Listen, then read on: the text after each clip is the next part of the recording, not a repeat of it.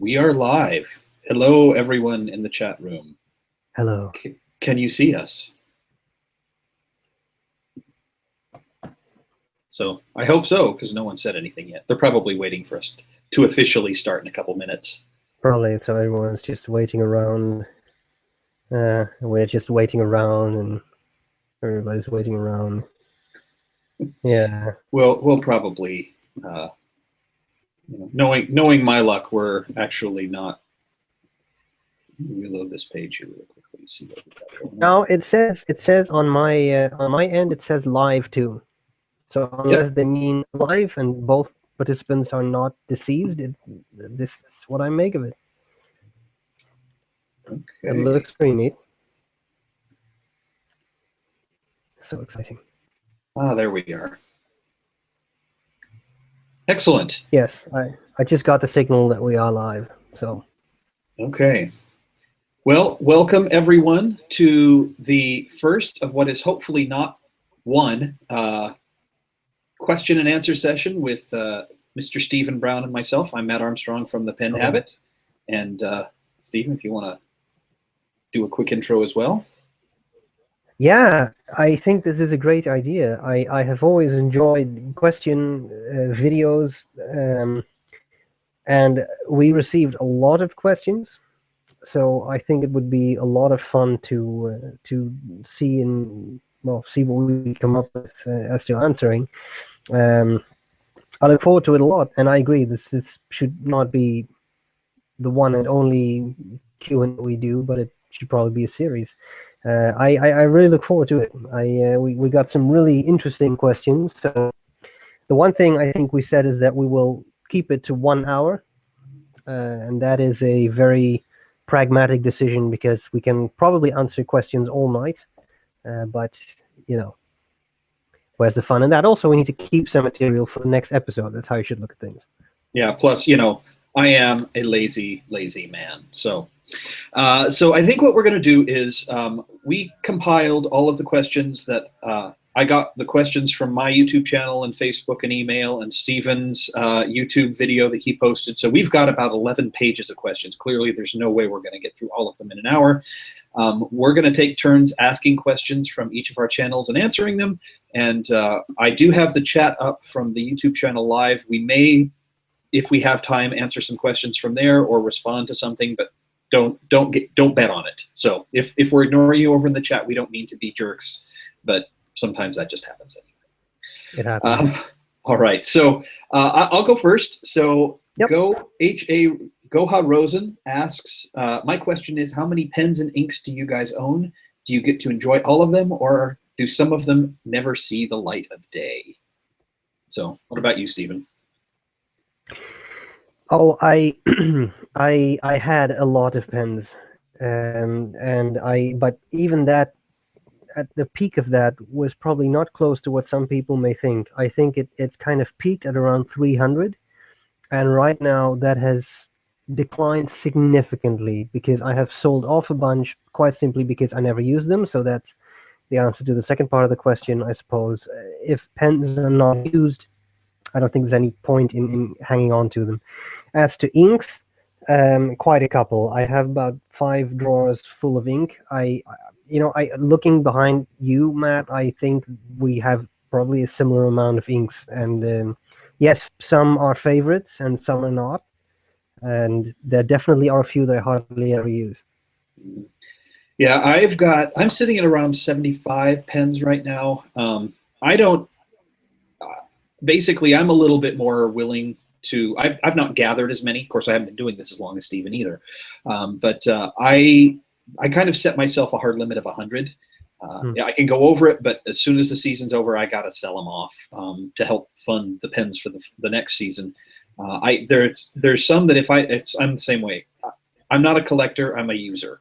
And if you're going to buy them and not use them, then what's the point of having them? So I'd rather sell them off. As for inks, I'm sitting at about 130 bottles. I haven't counted just recently, which is a lot of ink. A lot of ink. And I want more. I always want more. But I have that shelf down there, which you can't see. It's got probably 20 bottles of ink that I'm going to be selling because I don't ever. I don't care for the inks, don't like them, but I try to rotate through my inks quite a bit. So every time it comes time to ink up a pen, it's basically me standing in front of this wall going, I need an adult.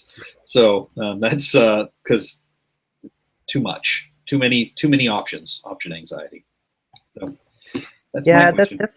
I think that's the problem with inks, that it's very tempting to get more and more, but how many shades of blue do you really need? That's I get a very dirty look here. So apparently not from Matt though, but Gourmet Pens is around. So she has different opinions on that, but I really find myself grabbing the same 10 inks all the time, and that's pretty much it. Yeah. You know. Michelle in the chat room asked, "Won't ink go bad after a few years?" Not necessarily. Really quickly, this bottle here is from the 1950s, and it's still completely usable. So long as you practice good pen hygiene, generally it won't necessarily go bad after a couple of years. You just have to make sure that you don't have mold growing in it. Yeah, exactly. That's the kicker. Yeah. All right. You want to grab a question from your list, Stephen? Yeah, I'll grab a question. From Chintan Pandya, who asks, my question is to you, Stephen. How much of an EDC fan are you? When you buy a knife, for example, is it purely for the practical purpose, or do you like collecting it too? That's a question I can answer very quickly. It is very practical. I really don't consider myself to be a collector of knives. I don't own so many knives, actually. That is a very practical thing. That's the occasional Swiss Army knife that ends up in a bag here and there. But that's pretty much it. So I'm not a giant EDC guy. I know there's a lot of overlap between the EDC world and the fountain pen world, just like there's a lot of overlap between the watch world and the fountain pen world. But I am not a collector in that regard at all. Matt, I don't know if you are very much into that or not at all, but I have a knife. Just one, and I keep it at home, and I use it to open. Basically, I bought it to open boxes of pens. All the stuff that gets shipped to me via mail. That's pretty much what I use it for. So I'm not into that too much. I'm not the rugged outdoorsy everyday carry kind of stuff. That's just not my thing. Well, yeah. That makes sense. Yeah. All right. Okay, so Andres Ruval asks, Matt, what is your musical background? I know you play keyboard, and I'm curious if you ever studied music formally. What do you listen to? What have you played, etc.? By the way, I'm a classical pianist, if you were wondering.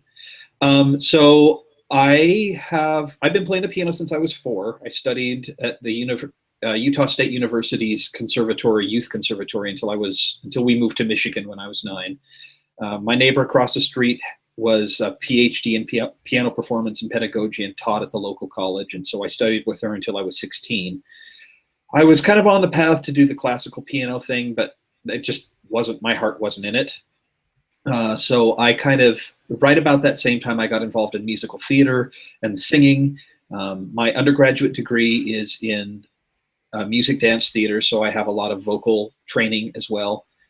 I play a bunch of different instruments at varying levels of proficiency, and I've taught voice at the college level for several years. So I have a pretty solid musical background, but I am one of those kind of musical jack of all trades, master of none.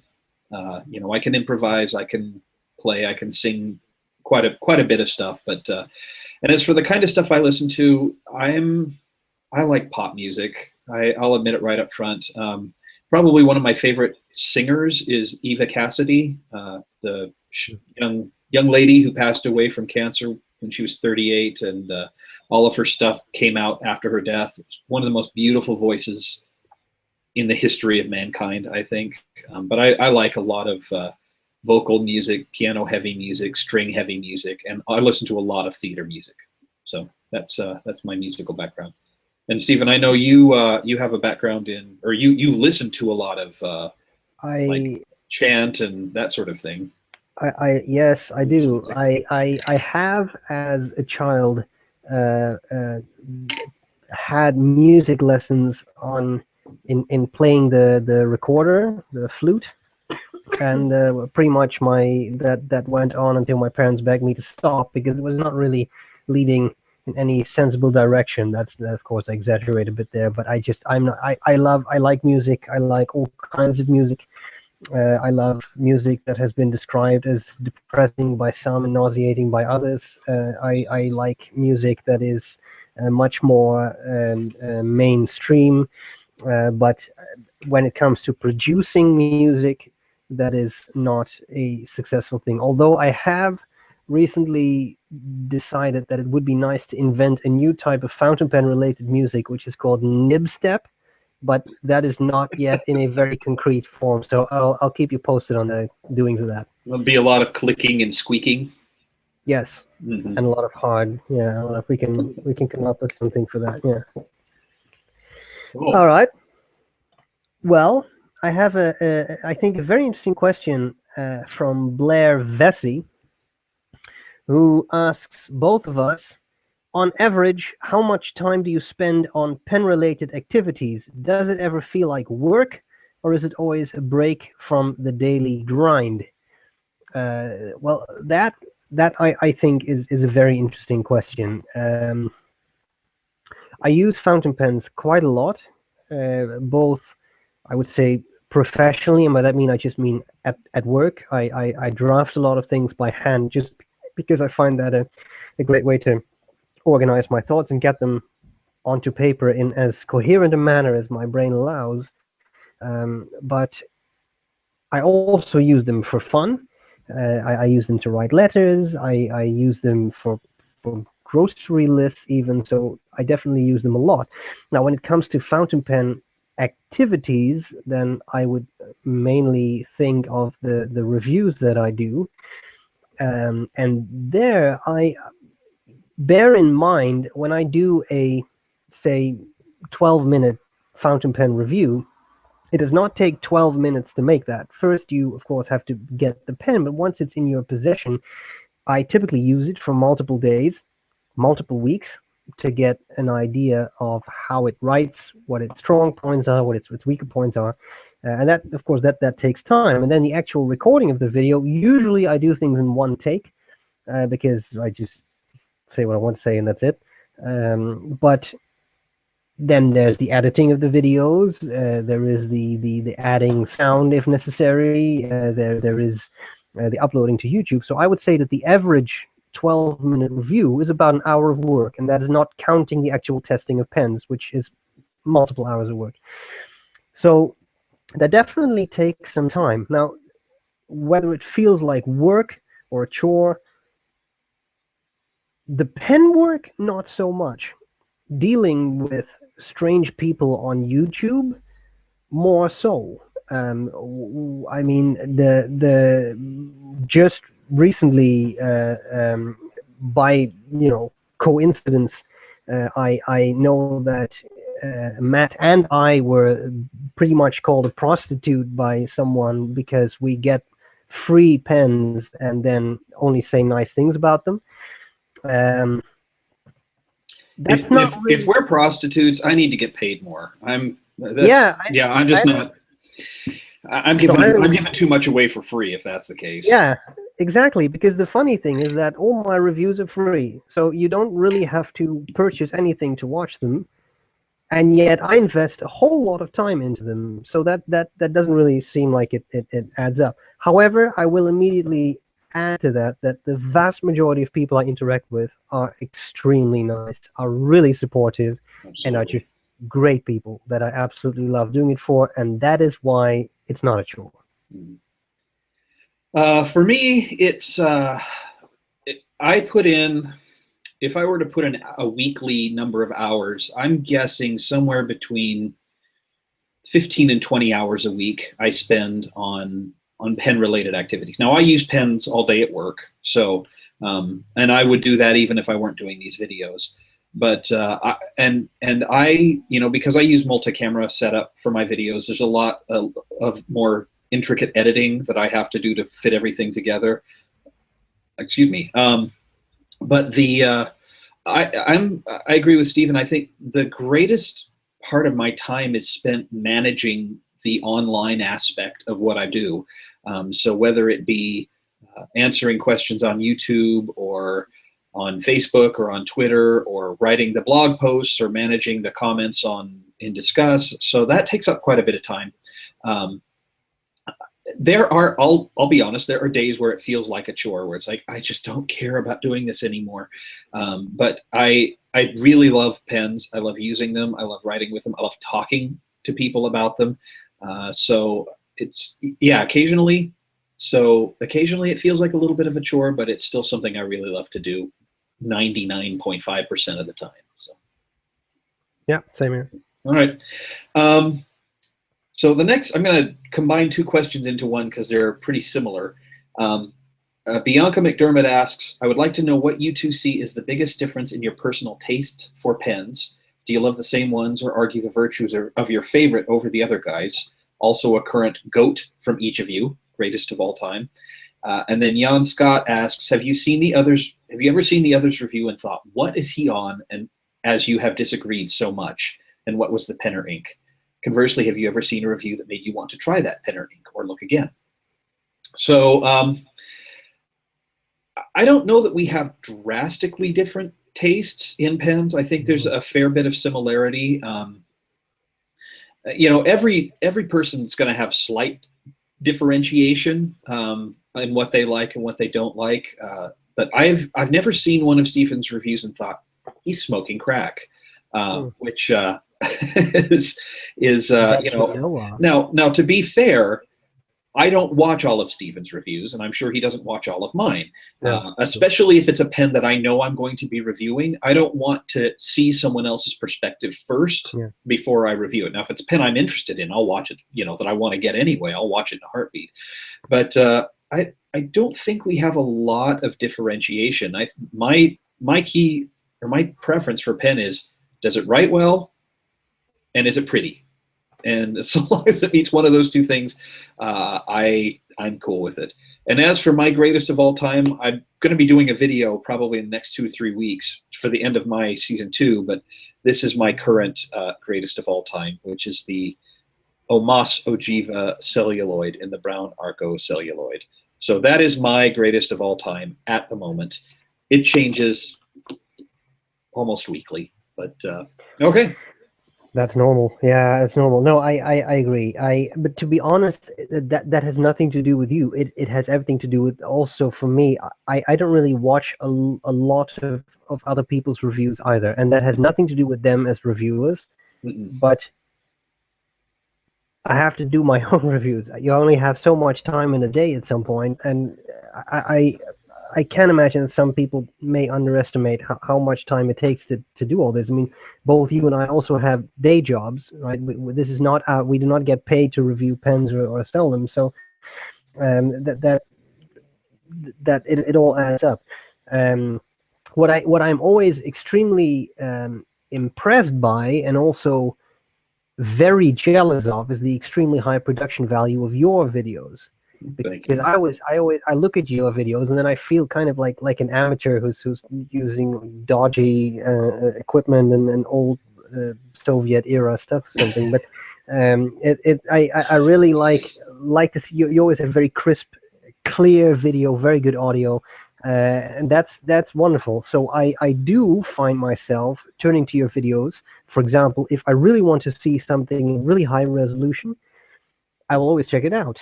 And that I think is very useful. But I also recognize very much what you say. I am not someone who really researches a pen extensively before reviewing it. Clearly, you need to know what the nib is and what. But to get all kinds of other people's opinions kind of muddies my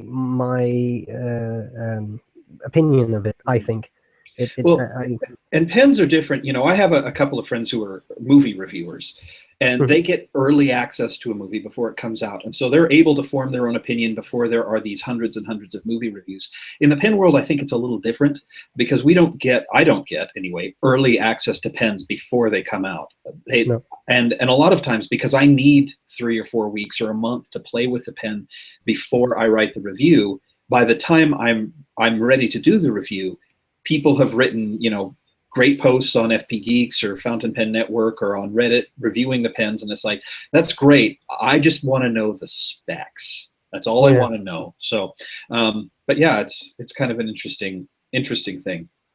But I will say, before I got in, or right as I was getting into fountain pens, Steven's videos, I watched probably 200 of them because it was Oh, right you're when the one who watched all my videos. You're the one I viewer. basically started at the beginning because I've kind of got that whole completist thing going on.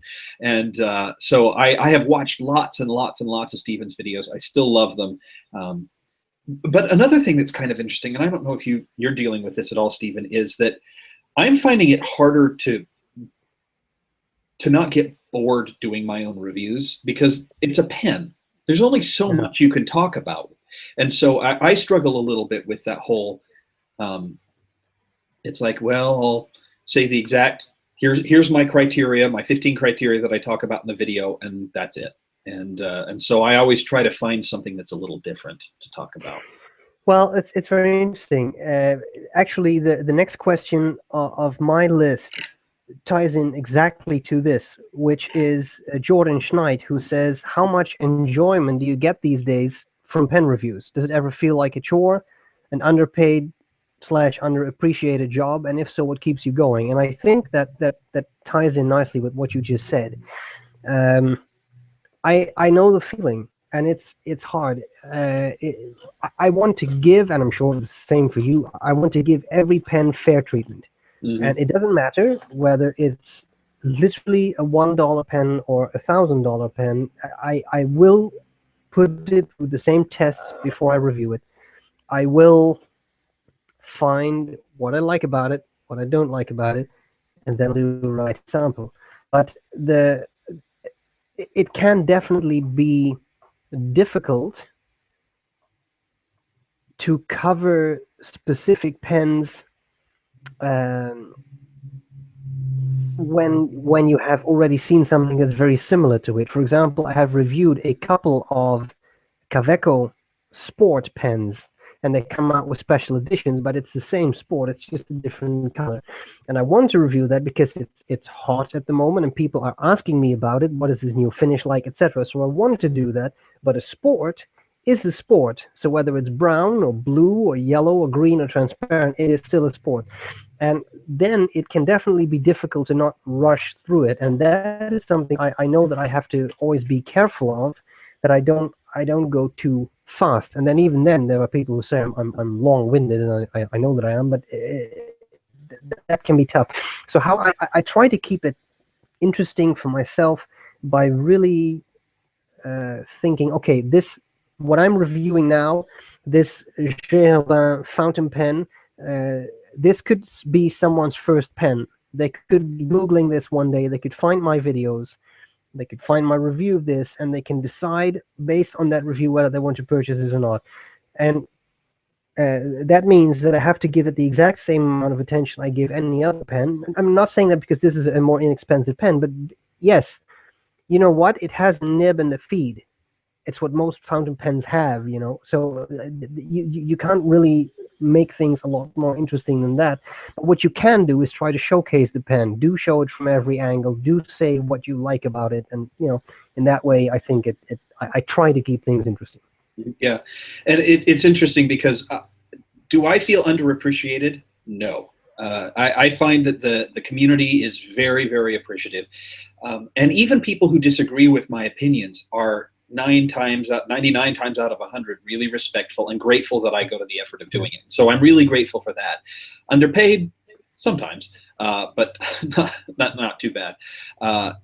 But you know, like we said before, sometimes it does feel a little bit like a chore, especially when you're working toward a deadline. I try to do at least one new review a week, more often two. And I also, you know, work a full-time job, and I run an audiobook production company, so I'm often narrating books and things like that. So sometimes it does get to be a little bit busy, but I love doing it, and I'm really grateful for the people who appreciate it. And so there you go. All right. Well, Kleber Mori asks, what are your thoughts on Japanese versus Western pen companies and their pens? And what is an innovation in the pen market that is waiting to happen, but no one has tackled yet? Why don't you hit that one first, Stephen? Yeah, that's a question I think about every day. No, Japanese versus Western pens first. I think I can say I have used quite a large number of Japanese pens in both the lower end of the price range as well as in the higher echelon. And I cannot help but say that these pens are usually made with great eye to detail. I am yet to see a rough edge or whatever on Japanese pen. Yeah, I can honestly say that I've just not encountered that. So that's great. We know that those nibs typically run on the fine side, which is something you either appreciate or not. Some people love Japanese extra fine nibs, and you'll basically get a needlepoint nib, and that's very useful for some applications. Western pen manufacturers, I cannot say Japanese pens are a bit more utilitarian because we have beautiful urushi models or other lacquer stuff that Maki-E that is great. I mean that blows pretty much any Western pen out of the water, I think. But my problem with that is the practicality of these pens. I mean, Maki-E is really nice, but I would continuously be terrified that I would chip the lacquer or do something to it to ruin it. Of course, the same thing can be said for an expensive Western pen. So that's pretty much the only issue I see. I have had very good experiences with Japanese nibs. The only time I did not was with the custom 823. That I found that a weird nib that ran dry, but could have just been a lemon. So I would say quality control was very high. The final thing about fountain pen revolutionary things that are waiting to happen.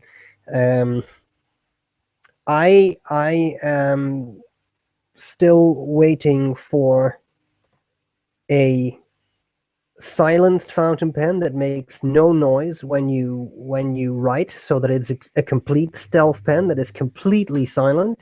I'm also waiting for a truly self-filling fountain pen, so a pen that actually rolls toward the bottle of ink when it's empty and then unscrews it, and just I think that's going to take a while before we get that. And also I'm waiting for a fountain pen which has a built-in heat pad so that it can warm up so that when you touch it, it's not cold to the touch. But that's all I can come up with. Yeah, for me, the Japanese pens, and I'm going to generalize here, they just write. Every time they just write. In general, they tend to be not quite as smoothed as a lot of Western nibs, but I've never had a problem putting a nib to paper with a Japanese fountain pen and having it not write, ever. With Western pens, I feel like there's a wide range. Some manufacturers have, like, in the same batch will have an amazing nib and a really not so great nib. Whereas between manufacturers, even manufacturers that have their nibs made at the same company, there's a differentiation in the nibs, whereas I feel like there's a lot of similarity in the nibs of Japanese pens. From a design aesthetic, I almost exclusively prefer Japanese or Western pens, especially the Italian pens. You know, I've said this before, but you know, I'm kind of like an Italian pen, flashy and temperamental. So I tend to like those quite a bit. And as for a technology or a innovation in the pen market, I would love a pen where you could very easily dial in the amount of wetness for a pen. Because if I'm going to use cheap paper, I want to be able to turn a knob and say, sign a credit card receipt with a very dry line. If I'm going to be on my Tomoe River, I want to pour ink on that paper so I can play with sheen. That would be an innovation I would love to see someone figure out how to do. And as Richard Binder said, it's, you know, a fountain pen is just a controlled leak. So you'd think that wouldn't be too terribly difficult to figure out how to do. That actually sounds like great. Of course, I was joking. I was pretty much joking because I couldn't come up with something sensible. But this actually makes a lot of sense. And one thing I came up with now is that I would love to see a fountain pen that can use multiple types of ink in one thing. And of course, they exist. I mean, I know there were vintage pens that did that. There are double-ended pens, but I'd like to see something with one nib that you can kind of like a little revolver that you can just rotate the cartridge or something, and then you have that. That would be awesome. Oh, we don't have that. All right. Okay, I think it's your question. Yeah, I actually have a question from Glenn Higley that has 6 sub-questions, but I think we can answer them fairly quickly because they're very to-the-point questions. Maybe I should not go through them because I will definitely forget the first one while we're done. But the first question is, are you willing to buy $300+ pens online without having seen or used them? What do you think? What do you say to that? Yes, because I don't really have a choice. I don't have any local pen stores with pens over $300 anymore. The one that I had here was has since closed. So almost all of my over $300 pens are bought online, having never seen. Yeah, it's a practical thing. I am extremely fortunate to have a few very nice pen shops relatively close by. The closest one is 15 minutes by train, which is great. I would definitely, if you are fortunate enough to visit pen stores, to definitely go there. The reason being that there's Akkerman in The Hague, and I go there and I try out pens, and there's a great guy who works there, Paul, who knows everything about pens, and he will just let you try 3 or 5 models of the same, so examples of the same model. So you will get 5 vanishing points in black in a fine nib, and you can try them all out. And I was astonished to see the giant amount of variation between nibs of the same brand on the same pen model. You can have one nib that writes extremely smoothly and quite wetly, another nib on the same model that just writes dryly. So, or even scratchier. That's really fascinating. So that is a great benefit. But having said that, yeah, it's not always practical. There are people who live in countries apparently where there's not a single pen shop. So sometimes you don't have a choice. Personally, I have no issues with it. I prefer to buy them in a real shop so that I know what I'll be getting. But yeah, sometimes you just have to. Well, and I think that if you're into the hobby for very long, one of the first things you should learn how to do is work on your own nibs. The other thing you should do if you're worried about buying online is buy from a company that has a good return policy. Because if you ink it up and you don't like the pen, you're going to want to return it. And so if you buy from some eBay seller who doesn't have a great return policy and you get a pen you don't like, your only other option is to sell it online and probably take a loss in the process. So yeah, that would be my thought. Yeah, and I think that's very good reasoning too. The next question, actually, the 2 next questions tie into what you just said. The first one is, who are your favorite nibmeisters and why? And the third one is, have you ever ground your own nibs? My nibmeister experience, I have used nibs by Richard Binder, so binderized nibs as he calls it, which are tuned by him. I have had a couple of nibs worked on by Mike Masuyama. I have tried a pen that was tuned by John Mottershaw, and I have used a Parker 51 that was re-tipped and so polished by Greg Minuskin. I have enjoyed all those experiences. My personal favorite is Mike Masuyama because he was, as I understand it, trained by, I thought it was Mr. Nagahara himself from Sailor nib fame. I could be wrong there, so correct me if I'm wrong, but no matter what, that man knows his cookies. I took a pen to DC that it was a Conway Stewart, had an italic medium nib. It skipped like crazy. I gave it to him. 5 minutes later, it never skipped again. So it's amazing what a nibmeister who knows what he's doing can do to your pen. So my money is on Mike. What about yours? Well, Mike has worked on two pen. Well, he's worked on one pen, which was also a Conway Stewart with an italic medium that was it was an italic fine, which was a problem. And then I also got a Masuyama ground Franklin Christoph nib, And I have used a couple of pens with nibs that were tuned by John Mottishaw. In the case of one of those nibs, it was actually with the Mottishaw nibs, the tines were actually out of alignment. So I suspect when they were recapping the pen, someone nicked it out of alignment or something like that. But it was really easy to get back in place. I have said this before. I think Mike Masayama is both a wizard and a genius.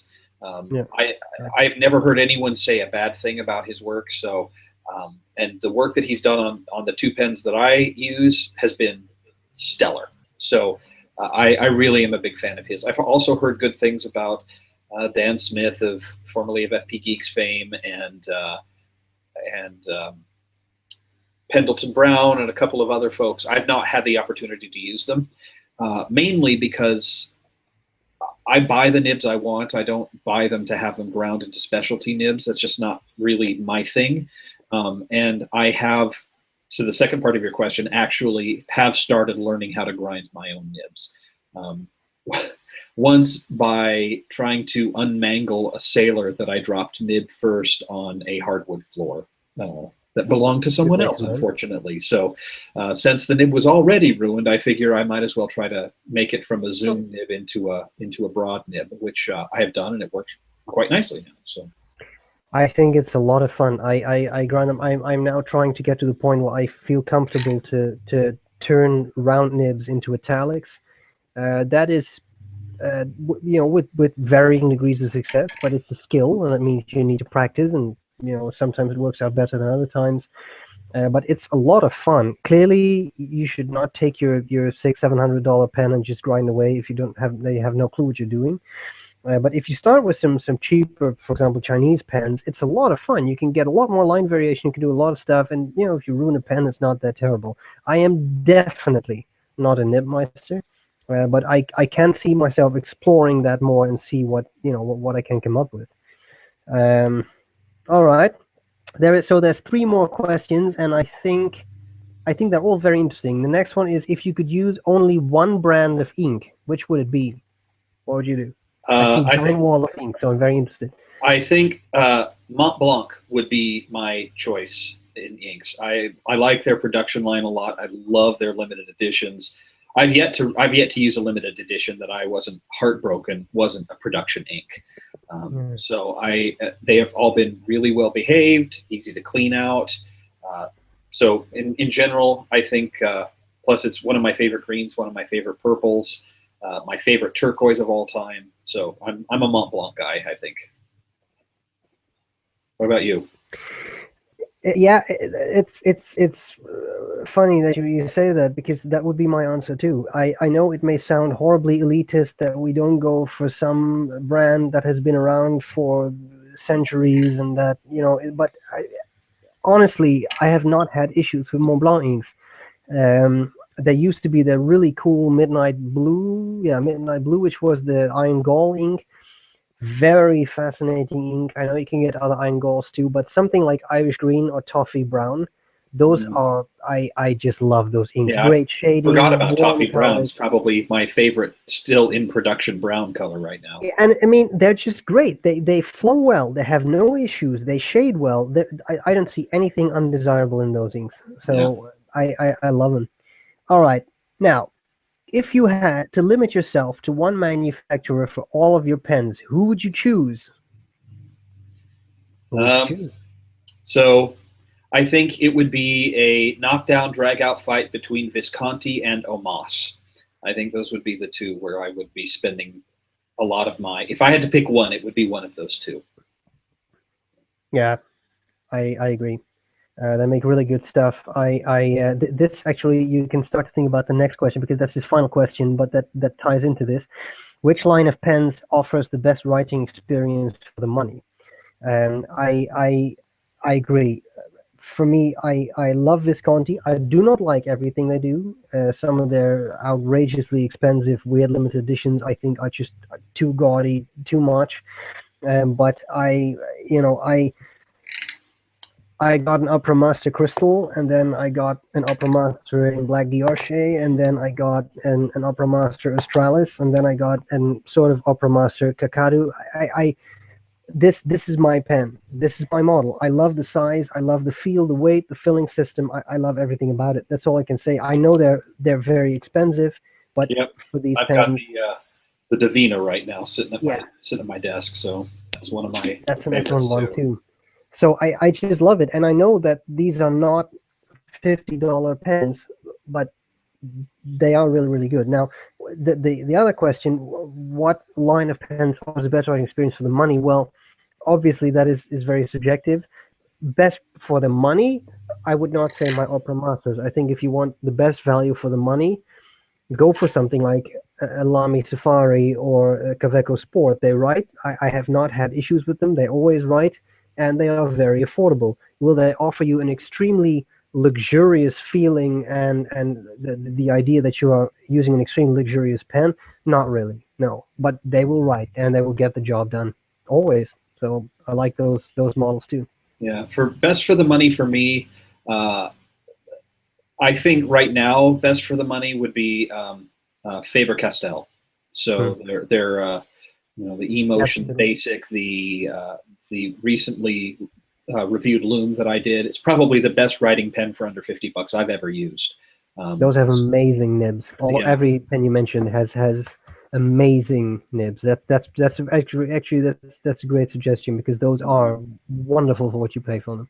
yeah. I agree. So if you're willing to go a little bit higher, I think, at least in my experience, and I know not everyone has had this experience, I think platinum has is a really really good writing pen, and depending on how you buy them, they're not terribly expensive. I got my 3776 for under $100, I think. So really great writing pen in that case. So okay, let me go back up to my questions. Let's see where we're. So Oh, someone in the chat asked if I would put noodlers in an M1000. Um, I think that's sorry to barge in. I think that's an interesting question.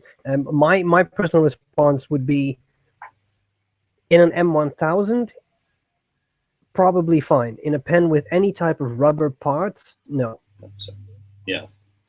I've never put noodlers in a pen. The only pens I have with latex or rubber sacks have been vintage pens, and I Noodlers is one of those brands where I don't have. I've got several bottles of Noodlers. I just don't put them in vintage pens. I also don't put them in piston fillers because most of the Noodlers inks I have are the heavily staining ones, and I don't Yeah, want my piston fillers stained. So long as you understand what the principles of your noodlers are, or what the properties of your noodlers are, um, you know, I make agree. make your own decision. Yep, yep. Sorry, go Um, on. no, okay. So I know the answer to this question for you, Stephen, but the Harrises asked, "Have you ever spilled a bottle of ink? If so, how bad was it? If not, any close calls?" The short answer for me, so I'll just pass this off, is no, I have not. I have not even had a close call. It's only a matter of time. I yeah, it is. I can say I I have spilled more ink than you have put in your pens. It's I'm a walking hazard. That doesn't just apply to inks and pens. I drop stuff. I walk into things. It's I'm a lot of fun to interact with because I'm just a living disaster. Now, I will say at this point that someone in this room who may or may not be Gourmet Pens is nodding enthusiastically. So yeah, I am walking this out. As the ink, yeah, I dropped. I mean, I dropped a bottle of Visconti Traveling Inkwell. I tilted it in a review, and ink just spilled all over my laptop. And I have recently, I had Noodler's Dragon's Napalm. It's a very intense orange in a smaller ink. I poured it from one of those 4.5 ounce bottles into a smaller inkwell. I was about to put it down on the table, and I still don't know what happened. It slipped my fingers or something. It hit the table full force. It spilled ink all over the wall.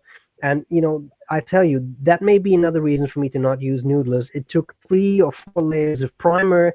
I had sand down the wall. The ink kept coming through the paint. It was distressing. In the end, it looked fine, but yeah, I've spilled a lot of ink. Yeah, I'm glad I have not had that experience yet, but like I said, it's only a matter of time. There certain manufactured bottles. I don't understand the design behind these bottles. No. Visconti's bottles, for instance, are a joke. Why would Yeah. you have a tall bottle with a really skinny base? It's ridiculous. Noodler's bottles, they're standard bottles, I get, but again, they're tall and narrow. Yeah. It's like, this is ink. Let's have a wide base on the bottle, please. So I think right now my favorite bottles for filling are the Mont Blanc shoe-shaped bottles Yeah, and those are great. the uh, the Caran d'Ache chromatics bottles, the hexagonal kind of slanted ones. The Iroshizuku bottles are pretty good too, but yeah, those Visconti bottles are ridiculous. This is a Visconti inkwell. I'm going to be extremely careful because it would be very ironic if I would drop it now. But this is very thick crystal. It's super heavy, and that makes it so pleasant to use because it has such a thick base. I'm going to put it down before disaster strikes, but that's really cool. But of course, you have to buy it separately, put your ink in. I don't understand why there's not more manufacturers who make Mont Blanc type bottles. Are they great looking? Not really, but they work very, very well. So, Yeah. all right. Yeah. Is it your turn? I think. I think it is. I have a question from Sudhir Kalyanikar, who asks both of us, what made us get into reviewing fountain pens and associated stuff, and in my case also everyday carry items. Also, do you think it requires a specific kind of personality to be able to review and share your thoughts on video? And did you train and put in any special effort, or are you guys both just born showman? Well, I'm not sure about being a born showman. What got me, I'll tell the extremely expurgated version of this story. What made me get into reviewing fountain pens? Brian Goulet, pretty much. I had a Visconti traveling inkwell. I was getting into fountain pens. I watched his videos. I contacted him and said, "Have you seen this?" He said no, and I said, "I guess I could do a YouTube review." He said, "You should," and I did. And well, I will say the rest is history. So that's why I'm sitting here right now. So that's how I got into it. It somehow took off. I know that some people were instrumental in that because they shared my videos and people liked it, and I struck the right chord. A lot of people don't like it. And that brings me to the second part of the question. Do you need some type of special personality? Well, I don't think you probably should not be extremely shy because you will be putting yourself out there. And that also means that you are going to get nasty people. And I'm not just talking about trolls who comment on your hairstyle or something, but there will be people who will present you with interesting argumentation on why you are wrong, why you are doing your videos wrongly, why you don't know anything about fountain pens, why, etc. You have to be able to deal with that. And I know it is very easy to say, "Oh, just ignore it," but that's not how it works. That is not. If that would be that easy, then there would be no need for psychologists in the clinical field. It's not that easy to just ignore what people say about you. And finally, did you train and put any special effort? No, I did not. I have always enjoyed giving presentations in any form, be it a scientific presentation, be it a teaching context. So I like communicating in that sense. And I do think that as you do it more often, it gets easier. You start to develop your routines and what you're comfortable with, and it will become more streamlined. I know that I talk a lot, so I know that in the reviews I really have to keep myself to the point. At that note, why don't you give your opinion on this? Well, clearly I do have a little bit more training in this area because I studied as an actor and worked as an actor for several years before I got tired of being poor. So and that's really the reason why why my videos are a little bit more technical, because I already had all the lights and I had the cameras and I had the sound equipment. So I have a background in video production and audio production, as well as a lot of experience performing. Why did I get into doing it? Again, I think Brian Goulet and Stephen both had a huge impact in me doing it. But I've always been kind of a give my opinions kind of guy. That's, for better or for worse, that's just kind of part of my personality. I mean, I used to write movie reviews. I, for a while there, was going to do a podcast called Matt Reviews Everything, in which I reviewed everything. I was doing root beer reviews for a while. It's just kind of part and parcel to who I am. Plus, I felt like when I was getting started, there wasn't a lot of, I didn't feel like there was a lot of reviews for people who were still learning about the hobby. I felt like Stephen and Brian were both kind of experts already. And so when I got started, my thought was, well, I'm going to do these reviews so people can see me migrate my way and learn through this hobby. And which is kind of weird because I now feel like people look at me like I'm some expert, and I still feel like I don't have clue, number one, what I'm talking about. And then kind of going along with what Stephen said, yes, you do have to have a certain personality, which I have had to develop. You know, the getting up and performing has never been a problem, but when you're on stage, it's pretty safe. You don't get a lot of, the only feedback you get, at least here in the US, is applause, like the amount of applause. People don't boo and hiss and throw things at you. So going online was a little harder for me. It hit me pretty hard early or toward the end of season 1, which is one of the reasons why I took a hiatus before starting season 2. And it has helped. I've had to develop ways with coping with the feedback, because I have a really, I don't do rejection well, or haven't done rejection well, but I've gotten a lot better at it over the course of the last year or so.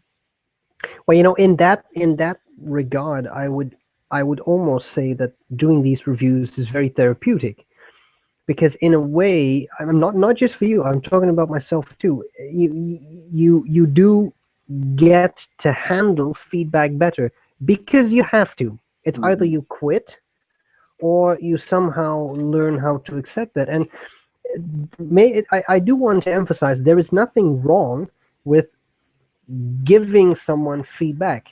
There's nothing wrong with it. And of course, you can disagree with the ways Matt and I do our videos, of course.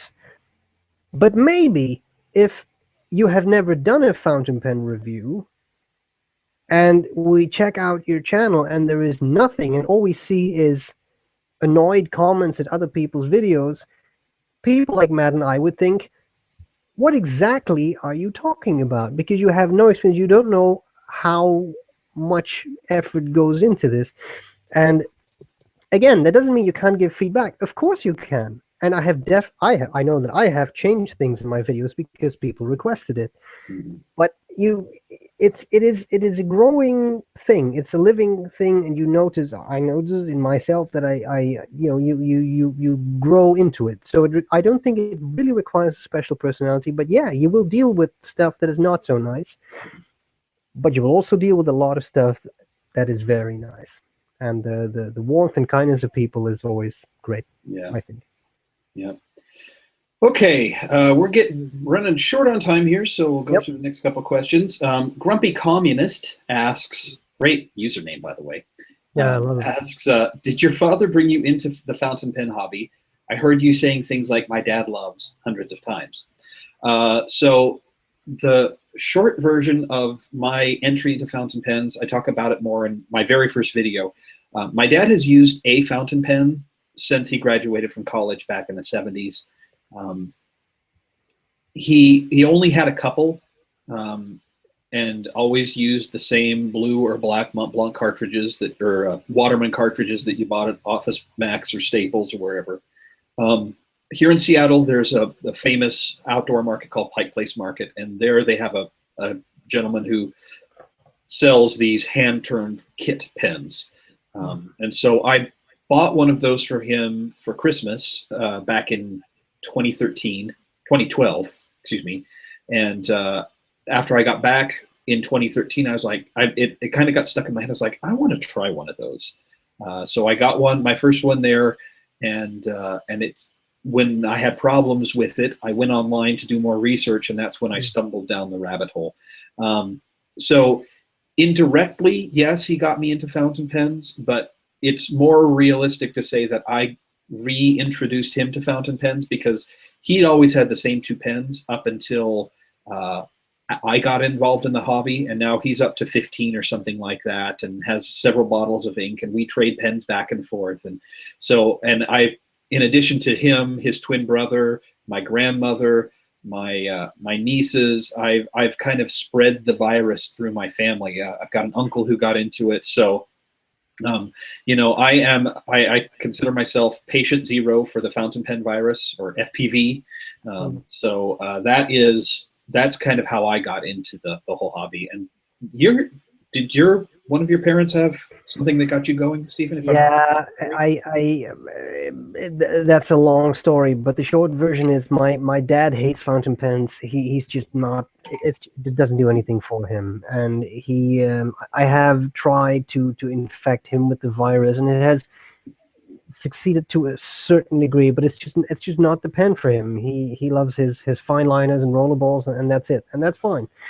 My mother is more into fountain pens, but she is not a collector. She has a few pens, and that's pretty much it. She's very satisfied with that, which is probably the sensible thing to do. Right? You don't really need hundreds of pens. But my granddad had just one fountain pen. That was an old Parker 75, but he loved that. So I think it's definitely that was my mother's father. So I definitely think it's her side of the family that gave me the fountain pen gene. Well, okay. Shall we do one more? Sure. I have I think that's actually a very nice one. I think we can combine these two, and that would be a great way to round this out. I got a question from Phil Lancaster and then Matthew Beddoe, who ask similar things. Phil asks, you may keep one pen from your collection and only one. Which one would you choose and why?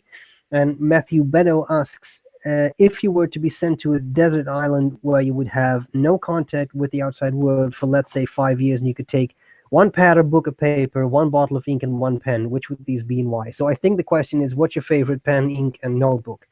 That seems to connect the two questions. Well, I would say my favorite right now, and probably forever, my favorite pen is my Visconti Opera Master demonstrator. I know it doesn't look like a demonstrator, that's because there's ink in there, but it is a demonstrator. This has a fantastic double broad palladium nib that is superb. If you turn it over, you pretty much get a crisp italic. So this is such a nice versatile pen. Power filler system. I love everything about it. The nib is smooth. It doesn't skip. It is great. As to inks, that's a little bit more difficult. Right now, I had Iro Shizuku Konpeki in that pen, which I had not really used before. That's a great turquoise, I suppose, turquoise blue. I love that.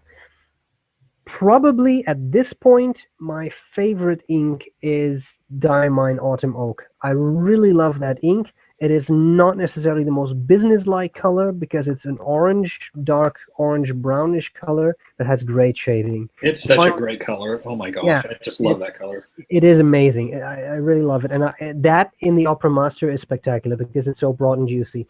Finally, notebook.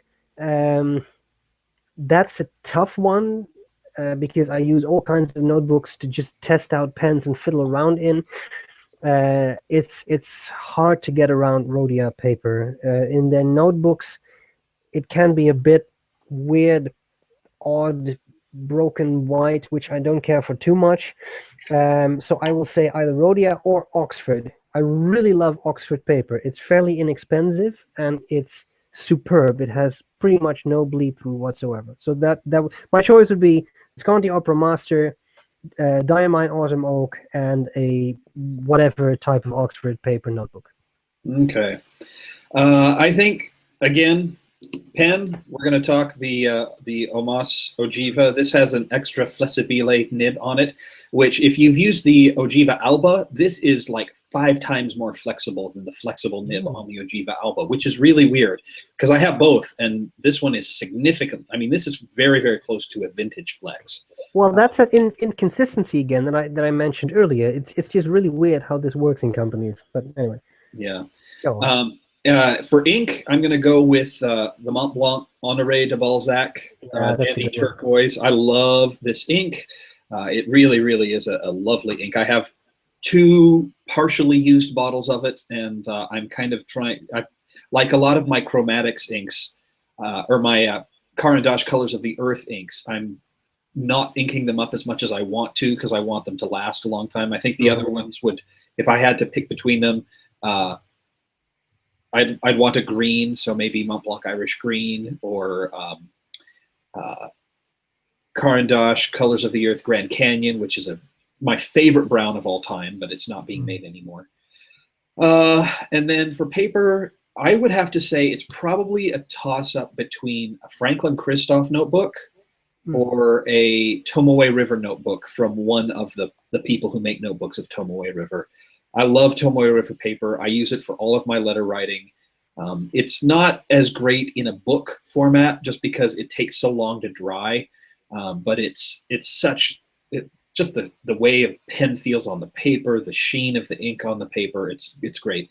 The Franklin Christoph paper is a little bit more textured, very absorbent, fast dry times, but it is so fountain pen friendly, and it's not the cheapest paper in the world, but it's also not the most expensive. So my daily journal is the Franklin Christoph A4 master notebook there, and it's wonderful. So those would probably be my 2 papers. So, sounds good. Well, I think we are. I think we're out of time. Yeah, pretty much the hour mark. So I think we've got quite a few more questions, so we're probably going to have to do this again, and probably have to do this 20 more times to get through everything. Just through the questions, and we'll probably start. I'm thinking what we may want to do is start doing some kind of like themes. So we've got enough questions for us to go back and forth with more of these, the questions that we got before. But I got no problems ripping off Brian Goulet's Q&A theme. We probably won't be able to do it every week, but something like that. So yeah, that sounds great. I mean, and if you have suggestions, let us know. I mean, it's clearly it's easy to come up with inks, paper, whatever, nib materials, filling systems. You can do this. That's not difficult, and otherwise we will do it. But I think that's a great idea to give it some type of focus. Otherwise, it's very random. As it was now, which is fine because I really enjoyed this. But a theme might be nice. Yeah. Yep. Well, so for those who have asked, this has been recorded and will be available on both Stephen's and on my channels. And so it may be a little while because I'm going to have to download it. We're going to have to edit it and re-upload it to our individual channels. But it's been fun. I've enjoyed this quite a bit, and thank you for the 67, 68 people who joined us this time around. It's been a lot of fun, and we'll see you here next time. Gladly. Yep. So if I may quote one of my favorite pen reviewers, bye-bye. Bye.